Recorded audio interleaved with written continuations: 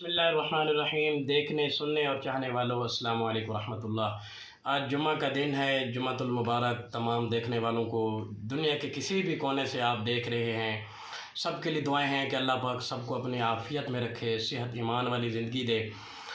अभी तकरीबन कुछ साढ़े दस हो रहे हैं, तो हम तैयारी करेंगे जुम्मे की इंशाल्लाह। बाहर तो बड़ी गर्मी हो रही है यहाँ लाहौर में।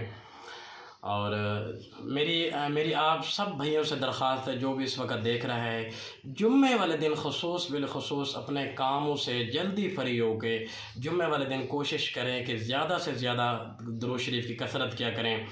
ज़्यादा से ज़्यादा दुरूद शरीफ पढ़ना, हुज़ूर अलैहिस्सलातु वस्सलाम ने फरमाया, वो उसके माथे पे लिख दिया जाता है, बराअतुम मिनन नार व बराअतुम मिनन निफाक। ये बंदा जहन्नम की आग से भी बरी है, और निफाक वाली जो बहुत बड़ी बीमारी है, निफाक बोझ कीना, इससे भी बरी है। तो कोशिश करें कि जुम्मा का दिन जो है वो आप कम से कम ज़्यादा से ज़्यादा दुरूद शरीफ की कसरत हो।